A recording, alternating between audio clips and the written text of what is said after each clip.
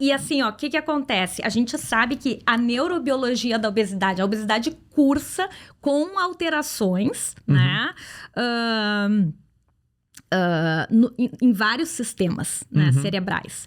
Um deles é o sistema de recompensa, a via mesolímbica.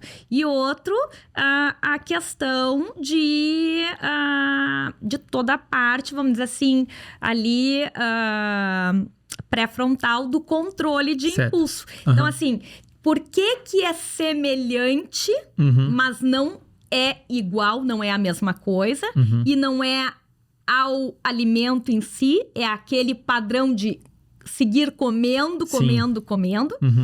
E não tô falando da compulsão, né? Embora isso, obviamente, também aconteça na compulsão. A gente tá falando de um padrão hiperfágico de comer a mais. De overfeeding, na realidade. A pessoa padrão de... repetidamente... Depois eu até vou dar um exemplo pra gente ver. Mas se a gente pensar, assim, nas semelhanças neurobiológicas, a gente tem algumas questões. Então, a gente tem o envolvimento da via mesolímbica, né? Então, a gente vai ter... Eu vou ter que... Não, fica à vontade. Claro. O envolvimento, como tu falou, né? Então, a gente vai ter essa questão de redução de número de receptor, né? E maior ativação, tá? A gente tem um forte aprendizado associativo, certo. Exatamente como tem. Então, ou seja, e o comportamento do indivíduo, ele já vai ter uma resposta condicionada, então ele vai fazer um pareamento, né? Muito grande, ou seja, vou lá no Andrei como tal coisa, passo ali na frente. Ela associa contextos, momentos, pessoas com aquele comportamento. Exato. Tem que ser executado, é o momento de comer alimentos hiperpalatáveis. A reatividade, né? A saliência, a recompensa, ela é maior. Então, a gente vai ter uma hiperativação ali de córtex orbitofrontal. Ou seja, eu sempre brinco, brilha mais o olho quando vê, né? Vai procurar no ambiente mais isso, né? Então, eu vou atrás, eu vou fazer essas associações. Isso é muito parecido, o exemplo, assim, na analogia, as pessoas devem ver alguém que fuma, né? Cigarrinho, café. Depois do almoço, café. Quando eu tô estressado, café. O café, desculpa. O cigarro. Ela associa com muitas coisas, né? E o cigarro é isso, né? Ele tem aquela meia-vida curta e ele é associado com muitas coisas. É a mesma coisa a questão da associação com a comida. A gente vai na fulana, vou levar tal comida. A gente vai lá. O que será que tem para comer? Tô passando ali. Então, assim, a questão do aprendizado associativo. E isso acontece também, obrigatoriamente. Tem que acontecer para tu perpetuar, né? Um comportamento aditivo. E daí, então, assim, essa responsividade aumentada, né?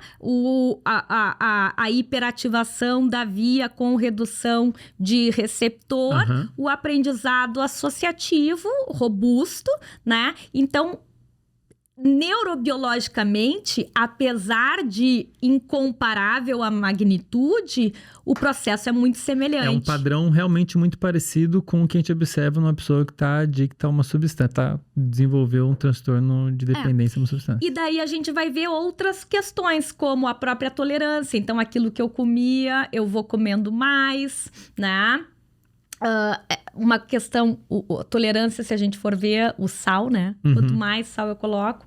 Então, assim, e existe, tá? E é bem descrito, o food craving, que seria... O craving é a fissura, que é um desejo incontrolável para consumir aquela substância. E isso existe também. Então, às vezes, tu vê, tem determinados pacientes que estão realmente fissurados pelo alimento, né? Sabe que teve um dia, eu tava vendo, faz muito tempo isso, a gente tava vendo aquele programa, eu e o Thiago, a gente tava, Quilos Mortais, não sei se Quilos Mortais, E daí, eu me lembro que chegou, tinha uma pessoa, né, que tava confinada no quarto, ela não conseguia mais se locomover, então a gente tá falando de formas bem graves, né, de obesidade, e ela começou a ficar irritada, agressiva, e ligou pra polícia, porque os filhos não queriam dar comida, né? E daí eu me lembro que o Thiago olhou assim, olha só, ela tá... Isso aí é fissura pura, né? Então, assim, a gente estava discutindo realmente, né? Então, só para contextualizar, né? O Thiago é psiquiatra, trabalha com adição também. Então... E tu consegue perceber isso, né? Que o indivíduo, ele acaba apresentando isso. Não são todos os pacientes com obesidade, né, que cursam, mas existe, e sobretudo naquelas formas mais severas. E isso é tão verdade, né, Andrei, que se a gente for ver na cirurgia bariátrica, existe o deslocamento depois da perda de peso, a possibilidade de, né? Então, o que acontece? Tem alguns pacientes que depois da bariátrica, de um certo tempo, eles passam a desenvolver alguma dependência a alguma substância. Ah, certo. Né? Então, assim, não todos, né? Mas qual que é a lógica por trás disso? A pessoa é uma resposta compensatória? Você tirou uma fonte de recompensa da vida da pessoa e ela meio... Ou talvez tenha a ver com um componente de a perda de autocontrole? Ou os dois? Olha, eu não sei te dizer. Eu apostaria na questão neurobiológica mesmo, daquele padrão comportamental aditivo. Certo. Que ele... Não foi no cérebro a cirurgia. Né? Perfeito. Então, assim, ele vai sustentar de alguma forma. Então, com compras, né? Assim, de forma compulsiva, a ponto de ter prejuízo, né? Ou substâncias, né? Alcoolismo é bem comum.